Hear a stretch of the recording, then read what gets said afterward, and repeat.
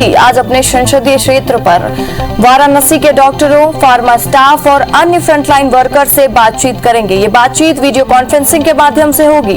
Corona संक्रमण की रोकथाम और बचाव को लेकर विस्तार से चर्चा होगी। इसकी जानकारी प्रधानमंत्री कार्यालय की तरफ से दी गई है। गढ़चिरौली के एटापल्ली के जंगलों में पुलिस ऑपरेशन में 13 नक्सली मारे गए हैं। गढ़चिरौली के डीआईजी संदीप पटेल ने भी इसकी पुष्टि की है।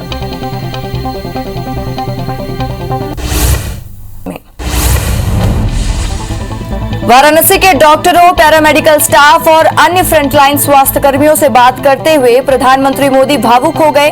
मोदी ने कहा कि कोरोना की दूसरी वेव में हमें कोई मोर्चा पर एक साथ लड़ना होगा और संक्रमण दर ज्यादा होने से मरीजों को अधिक दिनों तक अस्पताल में बिताना पड़ रहा है। इन सब से हमारे हेल्थ सिस्टम पर बड़ा दबाव पैदा हुआ है। पीएम मोदी ने कहा कि हमारी इस लड़ाई में अभी इन दिनों ब्लैक फंगस की एक नई और चुनौती सामने आ चुकी है। इससे निपटने के लिए जरूरी सावधानी और व्यवस्था पर ध्यान देना जरूरी होगा। ज्यादा बीमार वहीं उपचार और जहां पर बीमार वहीं उपचार, इस नए मंत्र की बात पीएम मोदी ने कही है। वाराणसी के फ्रंटलाइन स्वास्थ्य कर्मियों से पीएम मोदी ने बात की। कोरोना वॉरियर्स की तारीफ करते हुए पीएम ने कहा कि माइक्रो कंटेनमेंट जोन बनाकर जिस तरह आप शहर एवं गांव के घर घर दवाएं बांट रहे हैं, ये बहुत अच्छी पहल है। पीएम ने कहा कि इस अभियान को ग्रामीण इलाकों में जितना हो सके उतना बढ़ाएं। आज पूर्व प्रधानमंत्री राजीव गांधी की पुण्यतिथि है। दिल्ली में कांग्रेस नेता राहुल गांधी ने अपने पिता और पूर्व प्रधानमंत्री राजीव गांधी को श्रद्धांजलि दी और साथ ही राहुल ने राजीव गांधी को उनकी समाधि स्थल स्थित वीर भूमि में श्रद्धांजलि दी है। छत्तीसगढ़ में राजीव गांधी किसान न्याय योजना की पहली किस्त जारी की गई। 21.5 लाख किसानों के खाते में 1500 करोड़ रुपए डाले गए हैं। राज्य गीत के साथ ही कार्यक्रम की शुरुआत हुई। सीएम भूपेश राजीव गांधी को याद करते हुए किसानों के खाते में पैसे ट्रांसफर किए। अंतर्राष्ट्रीय योग दिवस पर योग से निरोग कार्यक्रम में सीएम शिवराज का संवाद शुरू हो चुका है। श्री श्री रविशंकर और स्वामी रामदेव भी कोरोना मरीजों को मोटिवेट करते हुए उद्बोधन देंगे और साथ ही कोरोना महामारी के बीच शरीर और मन को मजबूत रखने का प्रयास के तौर पर भी देखा जा रहा है। वीडियो कॉन्फ्रेंसिंग के जरिए सीएम शिवराज कोरोना के मरीजों से भी जुड़े। गढ़चिरौली के एटापल्ली के जंगलों में पुलिस ऑपरेशन में 13 नक्सली मारे गए हैं। गढ़चिरौली के डीआईजी संदीप पाटिल ने इसकी पुष्टि कर दी है। महाराष्ट्र पुलिस ने C60 यूनिट के नक्सलियों के बीच में चल रही मुठभेड़ में एटापल्ली के जंगलों में 6 नक्सलियों के शव बरामद किए हैं। सुकमा में नक्सलियों ने बंद बुलाया है। सिलगेर में फायरिंग को लेकर नक्सलियों ने विरोध जताया है। सुकमा और बीजापुर में नक्सलियों ने बंद का आह्वान किया है। बंद के दौरान नक्सलियों के उत्पात की आशंका मद्देनजर जिले में सुरक्षा व्यवस्था बढ़ा दी गई है। पंजाब के मोगा के रूटीन पर निकला MiG-21 विमान क्रैश हो गया है। इस हादसे में एक पायलट शहीद हो गया है। बता दें कि मोगा के पास कल देर रात भारतीय वायुसेना का MiG-21 लड़ाकू विमान दुर्घटनाग्रस्त हुआ। दुर्घटना के बाद विमान नियमित प्रशिक्षण उड़ान पर था। केंद्रीय सरकार के कृषि कानूनों के खिलाफ किसानों का प्रदर्शन जारी है। अब कोरोना के बढ़ते मामलों पर संगठन ने किसानों से आंदोलन स्थगित करने की अपील की है।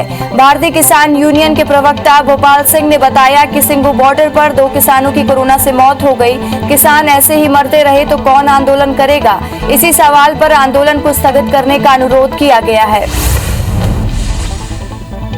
टैक्स पेयर्स के लिए एक अच्छी खबर है। इनकम टैक्स फाइल करने के आखिरी तारीखों को बढ़ा दिया गया है। डेडलाइन 31 जुलाई 2021 थी, जिसे अब बढ़ा दिया गया है। अब आम टैक्स पेयर 30 सितंबर 2021 तक अपना रिटर्न फाइल कर सकेंगे।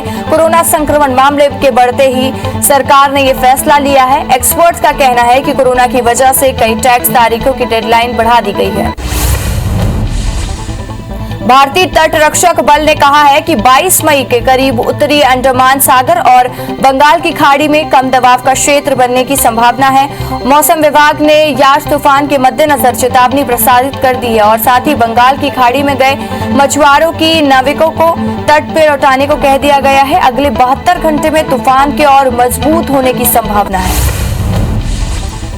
कोरोना मरीजों में ब्लैक फंगस बढ़ने को लेकर चर्चा तेज हो गई है। इसमें ऑक्सीजन देते वक्त लापरवाही और गैस की नमी देने वाला पानी शुद्ध न होना, असुरक्षित तरीके से ऑक्सीजन दिया जाना फंगस पनपने की वजह माना जा रहा है। वहीं कोविड के इलाज में स्टेरॉइड सही समय पर नहीं देना भी मुख्य कारण हो सकता है। Indian council of medical research ICMR ने बुधवार को कोविड-19 संक्रमण का पता लगाने के लिए एक घरेलू टेस्ट किट को मंजूरी दे दी है और इसके उपयोग के लिए सलाह भी जारी कर दी है। ICMR प्रमुख डॉक्टर बलराम भार्गव ने बताया कि घर पर ही कोरोना टेस्ट करने के तरीकों पर विचार कर रहे हैं, जिससे दूसरी लहर में जुड़ा रहे और देश की टेस्टिंग की क्षमता भी बढ़ी रहे। भारत बायोटेक ने कहा है कि देश में कोरोना वैक्सीन की कमी को देखते हुए कंपनी हर साल कोवैक्सीन की 200 मिलियन डोज का उत्पादन करने की कोशिश कर रही है और भारत बायोटेक ने कोरोना वैक्सीन का प्रोडक्शन बढ़ाने की बात कही है। कंपनी अपने गुजरात प्लांट के साथ एक साल के अंदर वैक्सीन की 20 करोड़ डोज बनाने जा रही है। इसके लिए एडिशनल लैब की भी व्यवस्था की जा रही है। भारत ने गुरुवार को कहा कि वह अमेरिकी उद्यमों के साथ ही कोविड-19 रोधी टीकों की खरीद और बाद में देश में उसके उत्पादन की संभावना पर बातचीत कर रहा है। विदेश मंत्रालय के प्रवक्ता अमरिंदर बागची ने डिजिटल माध्यम से साप्ताहिक संवाददाता सम्मेलन में ये जानकारी दी है। बागची ने कहा है कि टीके के खरीद या उत्पादन से देश टीके की उपलब्धता मजबूत होगी। इजरायल पीएम बेंजामिन के कार्यालय ने सुरक्षा मंत्रिमंडल की बैठक हुई, उसके बाद संघर्ष विराम की घोषणा की गई। इजरायल और हमास के गाजा में 11 दिनों से जारी युद्ध को लेकर संघर्ष विराम की घोषणा की गई है। इस युद्ध के चलते गाजा पट्टी में बड़े पैमाने में विनाश हुआ है और अधिकांश इजरायल में भी जनजीवन ठप हुआ है। ICMR ने कोरोना के साइड इफेक्ट के बारे में कहा कि कोरोना वायरस की बीमारी डायबिटीज भी दे सकती है, क्योंकि ये शुगर बढ़ाती है। गुरुवार से ICMR के प्रमुख डॉक्टर बलराम भार्गव ने कहा कि कोरोना वायरस डायबिटीज भी दे सकती है, क्योंकि इससे शुगर बढ़ता है। अगर किसी को कोरोना संक्रमण से पहले शुगर नहीं होता है और उसके बाद इलाज के दौरान शुगर उन्हें हो सकता है। देश में कोरोना को काबू करने के लिए TTT यानी टेस्टिंग, ट्रेसिंग और ट्रैकिंग पर जोर दिया जा रहा है। इसी के तहत बुधवार को रिकॉर्ड 20,55,000 की कोरोना टेस्टिंग की गई है। ये सिर्फ भारत में ही नहीं बल्कि दुनिया में एक दिन में किए गए टेस्ट में सबसे बड़ा आंकड़ा है। देश भर में अब तक 32,23,56,000 टेस्ट किए जा चुके हैं। ICMR के महानिदेशक डॉक्टर बलराम भार्गव ने कहा कि हमारा लक्ष्य इस महीने के अंत तक 25 लाख टेस्ट और जून तक 45 लाख टेस्ट करने का है। उन्होंने कहा कि भारत में फरवरी के मध्य से कोरोना संबंधित जांच की संख्या में लगातार वृद्धि हो रही है और 12 हफ्तों में इसमें लगभग 2.5 गुना की वृद्धि हुई है। IPL 2021 के मौजूदा सीजन को 29 मैच के बाद ही स्थगित करना पड़ा था। वहीं 31 मार्च अभी होना है और साथ ही 31 मैच अभी होने हैं। T20 लीग से बचे मैच नहीं होते तो BCCI को 2500 करोड़ रुपए का नुकसान होगा। इस कारण बोर्ड सितंबर के अंतिम हफ्ते तक आयोजन के लिए विंडो तलाश रही है। बोर्ड इंग्लैंड सीरीज के मुकाबले एक हफ्ते पहले शुरू करने के लिए इंग्लिश बोर्ड से बात कर रही है। स्वास्थ्य मंत्रालय के संयुक्त सचिव लव अग्रवाल ने कहा है कि अब तक पूरे देश में करीब 18 करोड़ कोरोना वैक्सीन की डोज दी गई है। इसमें 18 से 44 साल के बीच के लोगों को अब तक लगभग 70 लाख डोज दी गई है।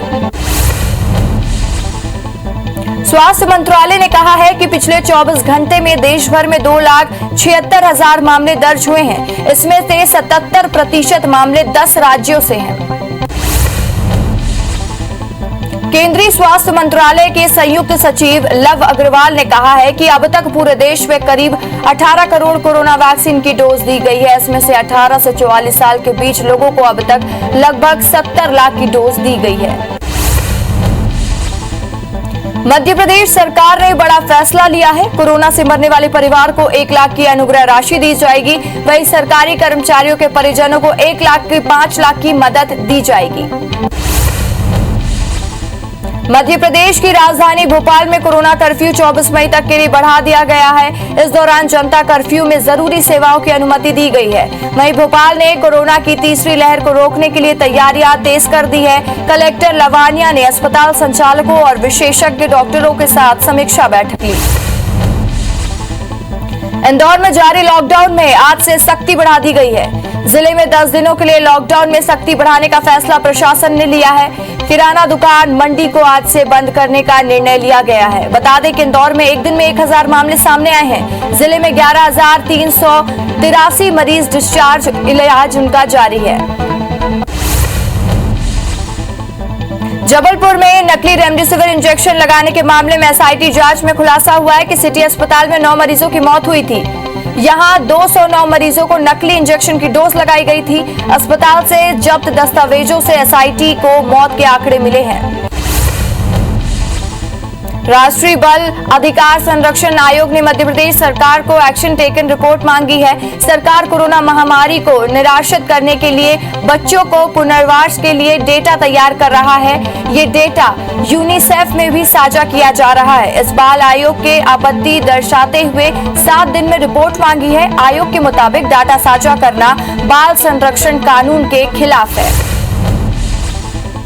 देवास का अमलतास अस्पताल इन दिनों अव्यवस्थाओं का केंद्र बना हुआ है। रेमडेसिविर इंजेक्शन की कालाबाजारी में गिरफ्तार 8 आरोपियों में से 2 अस्पताल के स्टाफ हैं। मामले में अस्पताल प्रबंधन की संदिग्ध भूमिका की जांच जारी है। वहीं ब्लैक फंगस के 3 मरीजों के सफल ऑपरेशन करने का दावा भी प्रबंधन ने किया, जबकि सीएमएचओ ने जिले में किसी भी अस्पताल में अधिकृत नहीं किया है। छत्तीसगढ़ की राजधानी और न्यायधानी बिलासपुर जिले में ब्लैक फंगस के 3 नए मरीज मिले हैं और साथ ही सभी मरीजों का सिम्स और अपोलो में इलाज जारी है। ये तीनों मरीज बिलासपुर, अकलतरा और अनूपपुर के रहने वाले हैं। ब्लैक फंगस के बढ़ते मामलों में प्रशासन ने चिंता बढ़ा दी है। वैक्सीनेशन को लेकर छत्तीसगढ़ सरकार आज बिलासपुर हाईकोर्ट में शपथ पत्र पेश करेगी।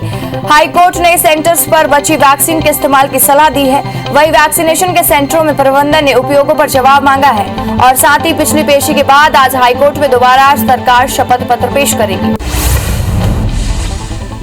छत्तीसगढ़ सरकार ने दूसरे राज्यों से सूबे में आने वाले के कोविड की आरटीपीसीआर जांच के अपने पहले नियमों में संशोधन किया है। सरकार ने 72 घंटे पहले ही आरटीपीसीआर रिपोर्ट की अनिवार्यता को बढ़ा दिया है और राहत दे दिया है। राज्य सरकार ने प्रदेश के पुलिस कमिश्नर, आईजी, कलेक्टर को जारी आदेश में कहा है कि अब 72 घंटे पहले ही रिपोर्ट दिखाने की अनिवार्यता खत्म की जा रही है। टूल किट मामले में छत्तीसगढ़ में सियासत तेज हो गई है। पूर्व सीएम रमन सिंह और संबित पात्रा पर एफआईआर के विरोध में आज बीजेपी धरना प्रदर्शन करने जा रही है। बीजेपी के सभी नेता पदाधिकारी अपने घर के सामने दोपहर 2 बजे से 5 बजे तक धरने पर बैठेंगे। बीजेपी ने इसे केंद्र सरकार को बदनाम करने की कांग्रेस की साजिश बताया है। बीजेपी के प्रदेश उपाध्यक्ष शिवरतन शर्मा ने चुनौती देते हुए कहा कि इस मामले में प्रदेश सरकार भाजपा के हर नेता और कार्यकर्ता के खिलाफ एफआईआर दर्ज करे। उन्होंने कहा कि रमन सिंह जमानत नहीं लेंगे और जरूरत पड़ी तो भारतीय जनता पार्टी इसको लेकर हर तरह की लड़ाई लड़ेगी। टूल किट मामले में प्रदेश की राजनीति गर्मा गई है। राजीव गांधी की पुण्यतिथि पर डोंगरगढ़ के विधायक भुवनेश्वर बघेल ने मास्क, सैनिटाइजर, साबुन का वितरण किया है और लोगों से सोशल डिस्टेंसिंग का पालन करने और गाइडलाइन का पालन करने का अनुरोध किया है। इस अवसर पर कांग्रेस के कार्यकर्ता भी उपस्थित रहे। कबीरधाम जिले में कोरोना की रफ्तार धीमी जरूर हो रही है, लेकिन मौत का आंकड़ा थमने का नाम नहीं ले रहा है। मार्च में जहां एक साल में 70 लोगों की मौत हुई थी, वहीं अप्रैल से लेकर 20 मई तक यही आंकड़ा अब तक 260 से अधिक हो चुका है। रीवा के अमिया थाना क्षेत्र अंतर्गत शादी के लिए मना करने पर आरोपी युवक ने युवती के साथ बलात्कार की घटना को अंजाम दिया है। पीड़िता ने आरोपी राकेश तिवारी के खिलाफ रिपोर्ट दर्ज कराई है। शिकायत मिलने पर पुलिस ने आरोपी युवक को गिरफ्तार कर मामले की जांच शुरू कर दी है। गौरेला थाना क्षेत्र में 2 अलग अलग मामलों में 2 आरोपियों की गिरफ्तारी हुई है। मामला दुष्कर्म और छेड़छाड़ से जुड़ा हुआ है, जहां 13 साल की बच्ची को अगवा कर दुष्कर्म की घटना को अंजाम दिया गया। वहीं दूसरे मामले में बच्ची के साथ मनचले ने छेड़खानी की है और बच्ची की माता पिता से मारपीट भी की। पेंड्रा में प्रशासनिक आदेश जारी हुए। पहले आदेश में कल कलेक्टर नम्रता गांधी ने मरवाही जनपद पंचायत में पूर्व सीओ को हटाते हुए उनकी जगह हमेश चंद्रा को मरवाही सीओ बनाने का आदेश दिया है, लेकिन इसे 24 घंटे पलटते हुए उन्होंने मरवाही में पशु चिकित्सा विभाग के सर्जन डॉक्टर राहुल गौतम को सीओ बनाने का प्रभार सौंप दिया है। बस्तर में कोरोना संक्रमण के चलते लघु वनोपज खरीद में हुई लापरवाही से आदिवासियों में का नुकसान हुआ है। तेंदुपत्ता की लड़ाई का कम दर पर शुरू होने पर 500 करोड़ रुपए से अधिक का नुकसान हुआ है। 2 साल में हुए इस नुकसान को लेकर बीजेपी मनीराम कश्यप ने सरकार पर निशाना साधा है। धार की उमरबंद चौकी पर ग्रामीणों ने पथराव कर दिया, जिसमें से 2 पुलिसकर्मी घायल हो गए। प्रेम प्रसंग के मामले को लेकर ग्रामीणों में गुस्सा फूटा। मामले में वीडियो फुटेज के आधार पर आरोपियों की तलाश जारी है। दतिया में कोरोना कर्फ्यू में महाराष्ट्र से आए 2 सर्जन कलाकार होटल और तान्या पैलेस में रुकवाए गए हैं और इन फिल्म कलाकारों ने बिना अनुमति के लाला के तालाब के पास शूटिंग जारी रखी थी। कोतवाली पुलिस ने इन कलाकारों को वापस भेज दिया है। वहीं तहसीलदार की जांच में भी होटल में कोई नहीं मिला। दीपक सचदेवा ने इन कलाकारों को रुकने का इंतजाम करने पर सवाल खड़े करे।